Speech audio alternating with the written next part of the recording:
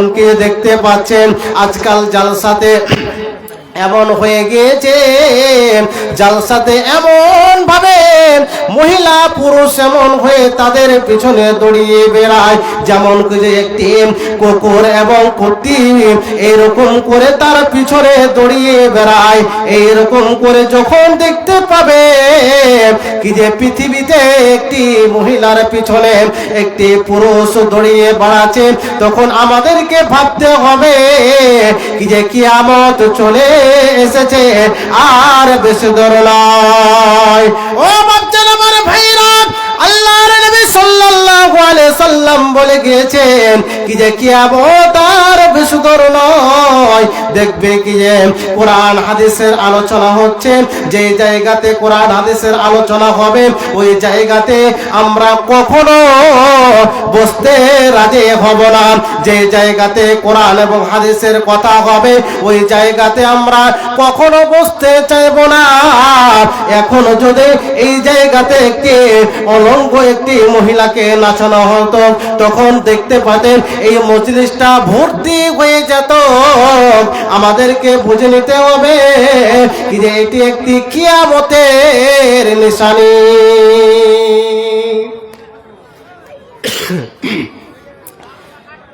যখন এইভাবে আপনি আমি দেখতে পাবো এই সমস্ত জিনিসগুলি, তখন আপনাকে দেখতে হবে, বুঝে নিতে হবে কি যে কিয়ামত চলে এসেছে, আর বেশি দূর নয়। বাচ্চান আমার ভাইরা, দেখবেন কি যে যখন কিয়ামত চলে আসবে তার পূর্বে এমন হবে যে লোকগুলি নিম্ন গরিব রয়েছে, যে লোকগুলি এক টাইম খেতে পাবে আর এক টাইম খেতে পাবে না, এরকম ভাবে গরিব হয়ে আছে, তাদেরকে আপনি দেখতে পাবেন তাদের এমন মালদাওলা ধন সম্পদ হয়ে যাবে, এমন তাদের বাড়ি গাড়ি আড্ডা হয়ে যাবে, তাদের বাড়িগুলি 2 মাহলা 3 মাহলা হয়ে যাবে। তাদের ওই সমস্ত মাল দৌলাতের কারণে আল্লাহ রাব্বুল আলামিন তাদেরকে মাল দৌলত দিয়ে দিবে। যারা হয়তো আজকালকার ফকির হয়ে আছে, ওই ফকিরের বাড়ি গলি অনেক বড় হয়ে যাবে। বাপজান আমার ভাইরাম, এরকম যখন আপনি দেখতে পাবেন তখন আপনাকে বুঝতে হবে কি যে কিয়ামত চলে এসেছে। ও বাপজান আমার ভাইরাম, এমন হয়ে যাবে আজকে ধরেন কি যে 1 মাস থেকে এই মাদ্রাসার চাঁদা করে বাড়ি আয় কি যে অন্য অন্য জায়গাতে থেকে চাঁদা করে নিয়ে আসে কি যে মাদ্রাসা বানাবো বলে এইরকম করে চাঁদা করতে যায়। ও বাচ্চারা আমার ভাইরা, এই যে আলাউদ্দিন সাহেব একটি মাদ্রাসা খুলেছে, কিন্তু বাচ্চান আমার ভাইরা ইনি যাচ্ছেন অন্য জায়গাতে যে টাকা পয়সা গুলো উঠিয়ে নিয়ে আসেন, কিন্তু এমন সময় হয়ে যাবে, কিন্তু এমন সময় হয়ে যাবে বাচ্চান আমার ভাইরা, সেই সময়তে একটি ফকির ঢুঁড়ি পাবে না। এইরকম করে দেখতে পাবেন কি যে যেমন কি যে আজকে মাদ্রাসায় একটি সৎকার পয়সা খানেওয়ালা একটি মাদ্রাসা রয়েছে, একটি দান লেনেওয়ালা মাদ্রাসা রয়েছে, কিন্তু আপনার কাছে এমন টাকা পয়সা হয়ে যাবে, এত টাকা হয়ে যাবে আপনি বলবেন কি যে আলাউদ্দিনের মাদ্রাসায় যায়, ওই মাদ্রাসায় যে কিছু ওই জাকাতের টাকাগুলি বের করে তাকে দিয়ে দিব। তো যখন ওই সমাতে তখন আপনি আসবেন এই আলাউদ্দিন সাহেবের কাছে, তখন আলাউদ্দিন ভাই বলবে কি যে ও বাপজান, আমার আর টাকার প্রয়োজন নয়, আমি একটি ছিলাম, মাদ্রাসা চালাতাম, আমার কাছে আর টাকার কোনো অসুবিধা নয়, আমার কাছে অনেক অনেক অনেক টাকা রয়েছে। এরকম করে সে গিরস হয়ে যাবে, একটি আমির হয়ে যাবে, তার কাছে অনেক টাকা পয়সা হয়ে যাবে। ও বাচ্চান আমার ভাইরা, তখন আপনি ঢুঁড়ি বাড়াবেন কি যে কোথায় ফকির রয়েছে।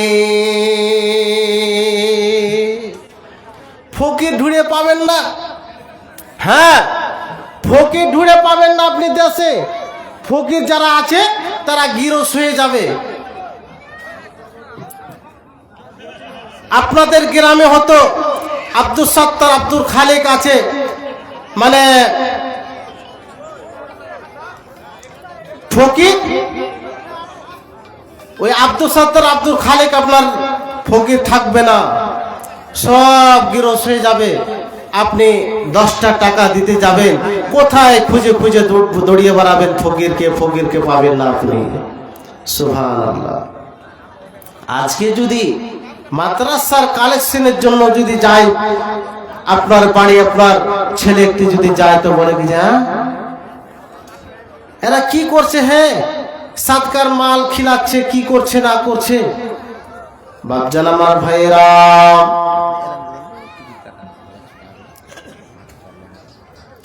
যারা ভাত খাওয়ার ইচ্ছা হচ্ছে, যাদের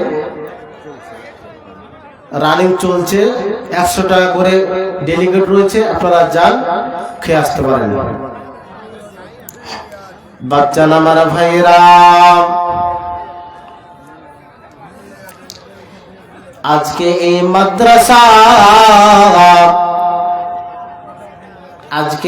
মাদ্রাসা চলছে, আমাদের ভিতরে ঈমান রয়েছে। এই মাদ্রাসা যখন বন্ধ হয়ে যাবে, আপনার আমার কাছ থেকে ঈমান খতম হয়ে যাবে। কেন খতম হয়ে যাবে? এই জন্য কি যে আপনার কাছ থেকে যে মালগুলি নিচ্ছে, যতগুলি আপনার কাছ থেকে টাকা পয়সা গুলি না হচ্ছে, একটি এতিম ছেলে, একটি ছোট্ট ছেলে আপনার পয়সা দিয়ে আপনার লেখাপড়া করে, সে ছেলেটি আপনার জন্য দোয়া করে এবং প্রতিটা দিনে তারা আল্লাহ আল্লাহ বলে ডাকে। আল্লাহর নবী সাল্লাল্লাহু আলাইহি ওয়াসাল্লাম বলেন, পৃথিবীটা অতদিন বেঁচে থাকবে, পৃথিবীটা অতদিন থাকবে যতদিন পৃথিবীতে আল্লাহ আল্লাহ কেনেওয়ালা থাকবে। ও বাপজান আমার ভাইরা, যখন এই পৃথিবীতে আল্লাহ আল্লাহ কেনেওয়ালা দুনিয়া থেকে চলে যাবে, এই দুনিয়াতে আল্লাহ আল্লাহ কেনেওয়ালা থাকবে না, কোরআন হাদিসের আমল হবে না। যে রকম ভাবে আজকে কোরআন হাদিসের আলোচনা হচ্ছে, মেলাতে মহিলা এবং পুরুষ তারা ঘুরে বেড়াচ্ছে। হায়রে, এইরকম ভাবে যখন কোরআনকে উঠিয়ে নেওয়া হবে, হাদিসকে উঠিয়ে নেওয়া হবে, এ মৌলবি মৌলানাদেরকে উঠিয়ে নেওয়া হবে, তখন বাচ্চান আমার ভাইরা আল্লাহ রাব্বুল আলামিন কিয়ামত নাজিল করে দিবে।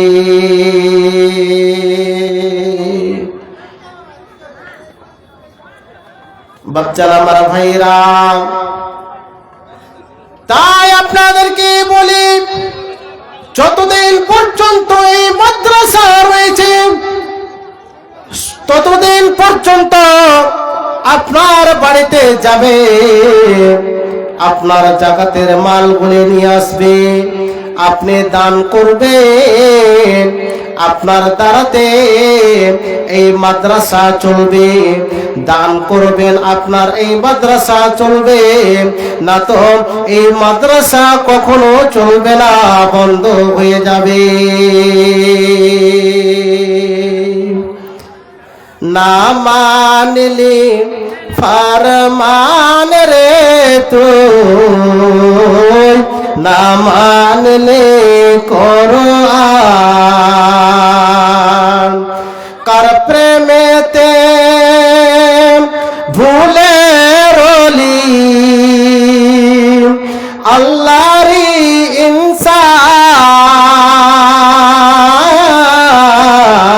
ইনসান না মানলে ফরমান না মানলে কোরআন নাম নিশানা নাহি ছিল শিশু জীবন কে বাদিল কার দয়াতে আসলি রে তুই কার মায়াতে আসলি রে তুই এ দুনিয়ার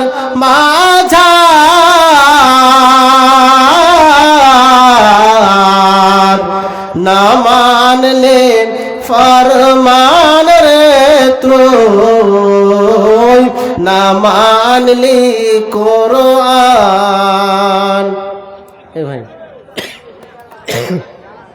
এটা ইকুটা কম করেন গলা টানছে খুব যে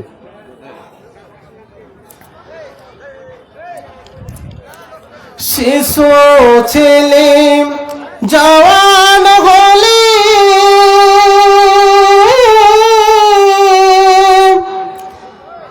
নানা ভাবে সদমিটালি শিশু ছেলে জওয়ান হলি নানা ভাবে সদমিটালি আল্লাহ রাসূল ভুলে রলি আল্লাহ রাসূল ভুলে রলি এসে এ ভুবন না মানলে ফরমান রে তুই না মানলি কোরআন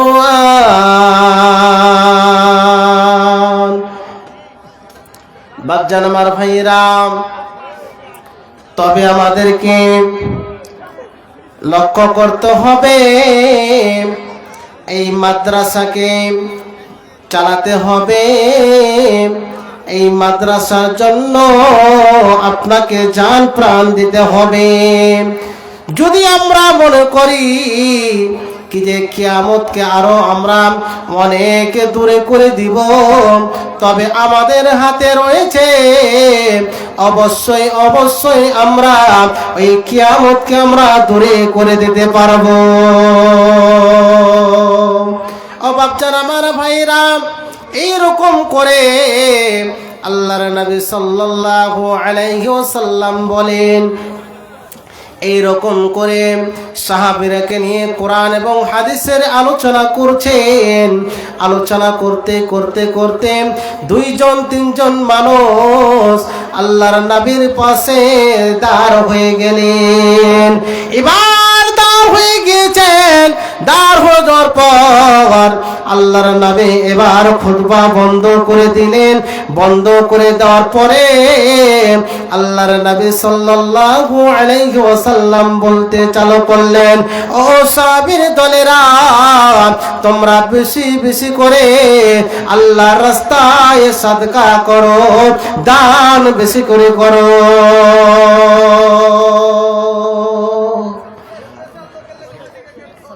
বাপজান আমার ভাইরা যখন এইরকম করে আল্লাহর নবী সাল্লাল্লাহু আলাইহি ওয়াসাল্লাম বলতে চালু করলেন কি যে শোনো শোনো শোনো, তোমরা এইরকম করে বেশি বেশি করে দান করবেন। একজন সাহাবী দাঁড় হয়ে গেলেন, আল্লাহর নবীকে বলছেন, ইয়া রাসূলুল্লাহ, আল্লাহর নবী গো, আপনি আমাকে 5টা মিনিট সময় দেন, আমি বাড়ির দিকে ফিরে যাই। এবার যখন বাড়ির দিকে চলে গেল, বাড়ির দিকে যখন গিয়েছেন, যাওয়ার পরে পরে নিজের স্ত্রীকে বলছে, ও আমার স্ত্রী রে, শোনো শোনো, আমাকে যতগুলি বাড়িতে সামান রয়েছে সমস্ত সামানগুলি আমাকে বেনে দাও, আল্লাহর নবীর কাছে হাজির করে দেব। কেন কেন? এই জন্য কি যে আল্লাহর নবীর কাছে 2জন ব্যক্তি এমন হয়ে এসেছেন কি যে যেই লোকগুলি এমন এমন গরিব, তাদের এমন চাদর পড়ে আছে, তাদের গতরে এমন একটি চাদর রয়েছে, একটি চাদরের ভিতরে 1জন 2জন করে তারা ভিতরে ঢুকে আছে। আল্লাহর নবী সাল্লাল্লাহু আলাইহি সাল্লামের পাজরে এইভাবে দাঁড় হয়ে আছে। ওই লোকগুলি কোথায় থেকে এসেছে, কোন জায়গা থেকে এসেছে? তারা হচ্ছে একটি মুজার বলে একটি খাদান রয়েছে, তারা ওই মুজার খানদান থেকে এসেছে। তারা অনেক গরিব, তাদের কাছে টাকা পয়সা নয়। তারা আল্লাহর নবী সাল্লাল্লাহু আলাইহি ওয়াসাল্লামের কাছে এসেছেন, বলছেন কি যে ইয়া রাসূলুল্লাহ, আমাদেরকে সাহায্য করে, আমরা অনেক গরিব রয়েছি।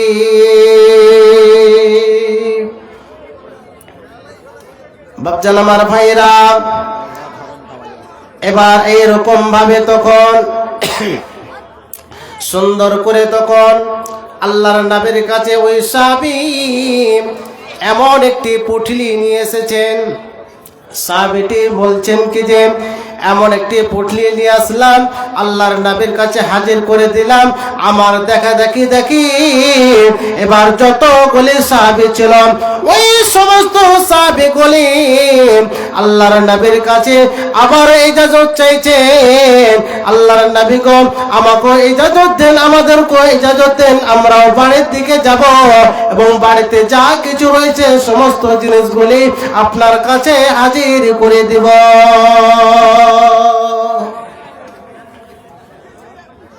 তবে আল্লাহর নবী সাল্লাল্লাহু আলাইহি সাল্লাম বলছেন, মান সান্না ফিল ইসলামে সুন্নাতান হাসানাতান ফালাহু আজরুহা ওয়া আজরু মান আমালা বিহা। যে সর্বপ্রথম দান করবে, দান করতে চালু করবে, তাকে আল্লাহ রাব্বুল আলামিন ডাবল নেকি দিবেন, ডাবল নেকি। আচ্ছা বাপজান, আজকে কোরআন কয় পারা রয়েছে বলেন তো? কয় পারা? 30 পারা। মাশাআল্লাহ, আলহামদুলিল্লাহ। তো 30 পারা আমরা কি পড়ে পুরাটা নেকি পাবো? কি পড়তে জানি কি আমরা? জানি না। তবে 30টা লোকের কাছে আমি বেশি নয় 500 টাকা করে চাইছি, এক পারা করে, বেশি নয় 500 টাকা করে চাইছি। কোন বাপজান রয়েছে? আসেন তো দেখি। সর্বপ্রথম যারা, যে ব্যক্তি, আমার বাপজান আমার ভাইরা, যে কোনো লোক সর্বপ্রথম চালু করবেন,